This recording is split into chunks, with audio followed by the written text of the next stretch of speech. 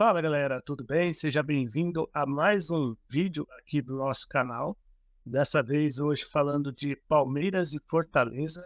Depois de bastante tempo, estamos aqui para produzir conteúdo para vocês aqui no YouTube. Espero voltar agora com mais frequência, trazer mais conteúdos e que vão além dos pós-jogos, porque eu acho importante a gente trazer as informações do Palmeiras, comentar a nossa opinião a respeito dessas informações, do que tem acontecido nos últimos dias, né? Acho importante a mídia palmeirense poder fazer esse tipo de conteúdo.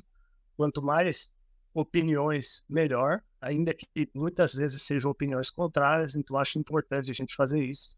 E, da minha parte, eu pretendo fazer isso mais vezes, mas hoje vamos falar sobre dois assuntos, na verdade. Vamos falar do pós-jogo, né, do Palmeiras e Fortaleza. O Palmeiras venceu por 3-1 o Fortaleza jogando no Allianz Parque, né? O Palmeiras não vencia já há bastante tempo, voltou agora a reencontrar a vitória jogando em casa. E também sobre o protesto que aconteceu mais cedo, né? A Mancha Verde realizou um protesto hoje contra a diretoria, né? No caso a Leila Pereira e também o Anderson Barros. Então acho importante a gente falar sobre isso, né? De início, eu quero falar primeiro, então, o Palmeiras hoje ele veio diferente, não teve Dudu, né? Muita gente está falando que tem a ver com preservação, pensando no jogo de quarta-feira, mas no jogo contra o Atlético Mineiro, né, no caso, mas, na verdade, também tem outro lado que entende que talvez tenha acontecido algum caso de indisciplina, né? A gente sabe que o Dudu não vem atravessando um bom momento. Quando você passa por uma certa instabilidade, jogadores muitas vezes não conseguem lidar muito bem com a situação, começa a ter discussão com o treinador. O Abel Ferreira é um treinador que também não aceita essa indisciplina, né? Ele não é um treinador que aceita tão bem a disciplina, e eu acho que ele está certo nisso, porque tem que ter uma hierarquia, né? O treinador ele não pode ser dominado por jogador, assim como o jogador também ele tem que ter o direito de se posicionar, né? Eu acho importante ambos terem o seu direito de se posicionar, o que não significa que você tenha que passar por cima, ainda que seja o Dudu, o cara que está desde 2015, saiu um período de um ano apenas, mas ficou esse período todo aí no Palmeiras. E é um jogador importante, ídolo de muita gente, né?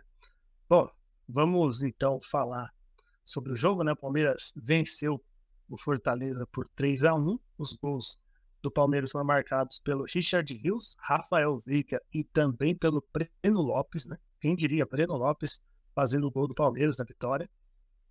E o único gol do Fortaleza foi marcado por Lucero, batendo pênalti. Lucero é um desses jogadores aí que a gente vê brilhar no futebol argentino e que a gente não entende, né? Por que muitas vezes os clubes brasileiros não têm esse foco no futebol argentino, buscar jogadores, bons nomes na Argentina? Fortaleza tem feito isso muito bem.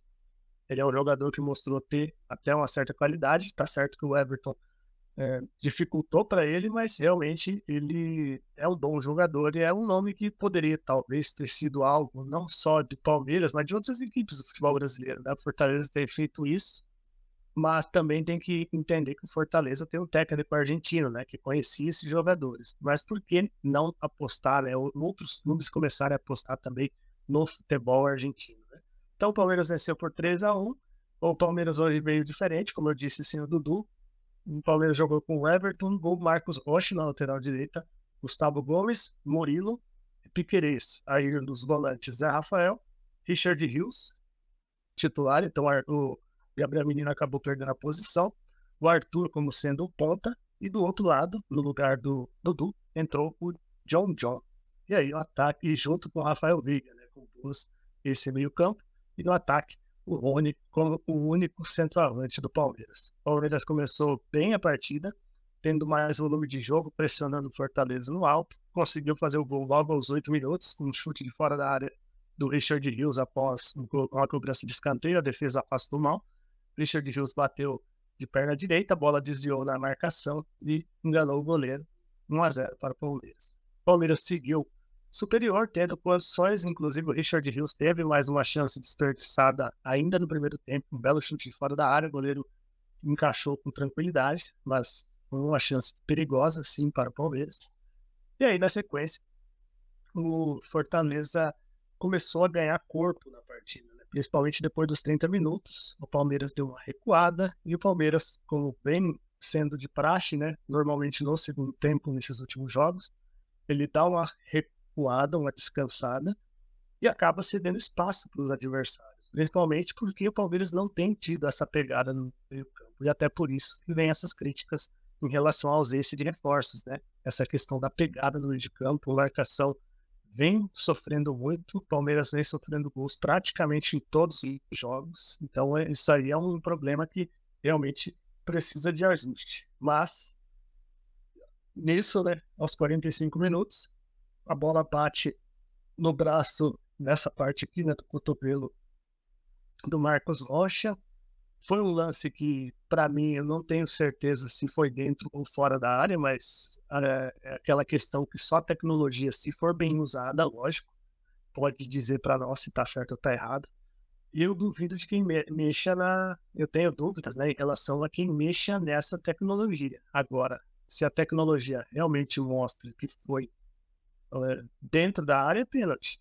Só que eu não consigo acreditar em quem manuseia essa tecnologia, né?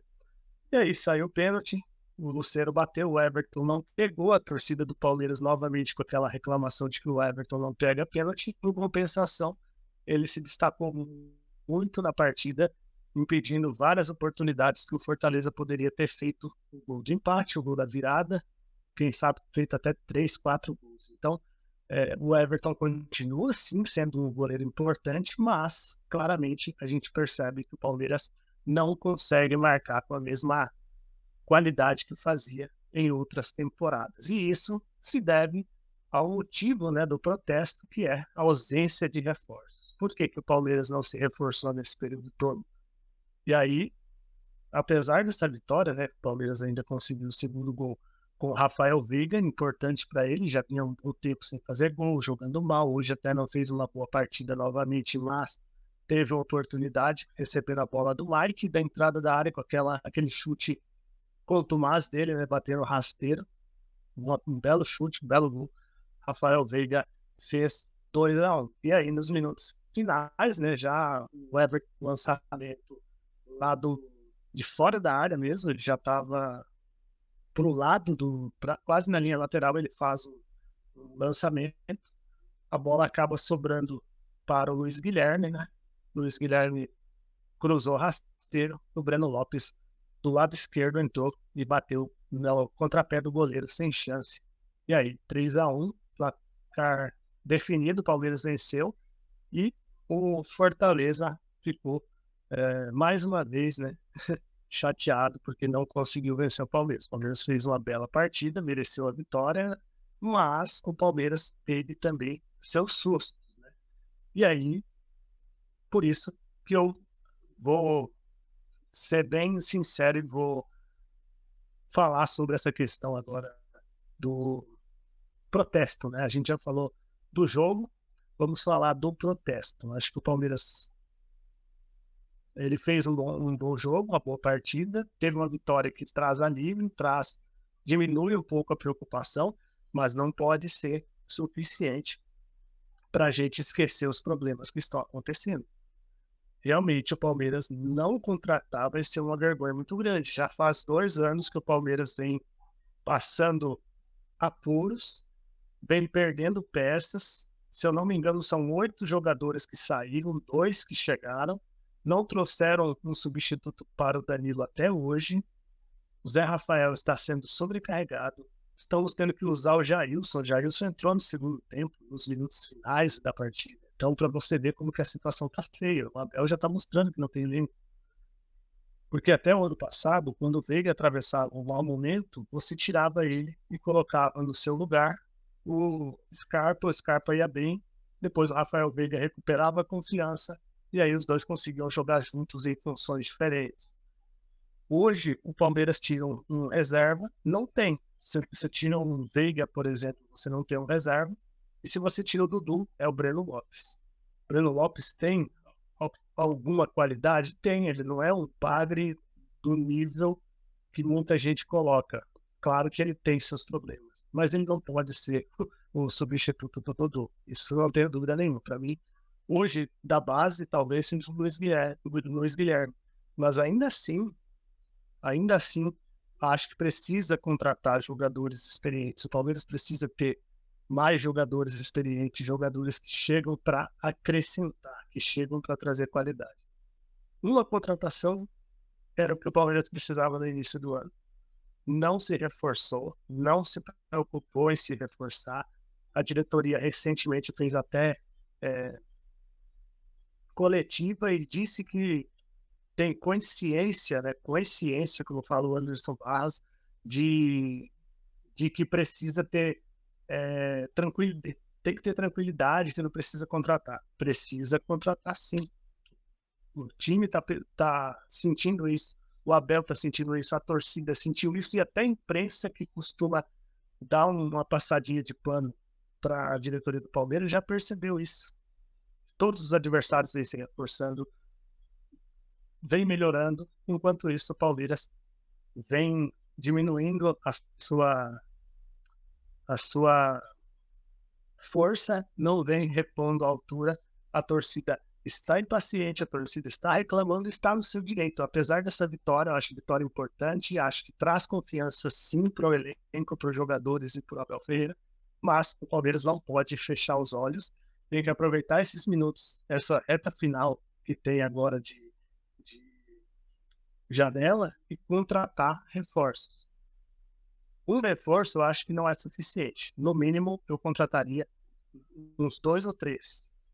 Mas, se fechar com um volante ali, acho que já dá uma aliviada, né? Você pelo menos ganha 2 jogadores. Você ganha o primeiro volante e você ganha o Zé Rafael de volta na sua posição. E aí você tem Richard Rios, você tem Gabriel Menino, que podem ajudar também no banco de reservas. Né? Um dos dois no banco de reservas, no caso, cada um jogando numa posição diferente. Mas precisa sim reforçar, concordo com a Mancha. Não sei se eu pediria a demissão do Anderson Barros, mas sim a contratação de um diretor de futebol. O Anderson Barros poderia ficar em outra função, não como diretor, mas se a solução é demitir, demita. Porque o trabalho que ele vem fazendo como diretor de futebol em contratações, ele tem envergonhado o Palmeiras. O Palmeiras tem passado vergonha contra qualquer time. Os empresários reclamam, os jogadores reclamam. Os únicos que não reclamam são a Leila Pereira, porque ela que manda nele, ele faz o que ela quer, e também o Abel Ferreira, porque ele é funcionário. O Abel Ferreira vai chegar a ficar peitando o cara que está numa hierarquia superior a ele. Ele não é bobo, né? Vamos ser sinceros, ninguém vai fazer isso. Então, é isso, galera. Gostaria de agradecer mais uma vez a presença de vocês, pedir para você curtir, comentar, compartilhar, se inscrever no nosso canal, clica no sininho para ativar as notificações e nos siga nas nossas redes sociais. Vou deixar os links aqui na descrição, certo? Então é isso. Um forte abraço e a gente se vê, mas antes também não se esqueça de comentar aí embaixo o que você achou da partida e o que você achou dos protestos. Você acha que foi protesto válido? Você é do time que acredita que o trabalho vem sendo bem feito? Diz para mim nos comentários, que aí a gente vai trocar uma ideia, certo? Um forte abraço e até a próxima. Valeu!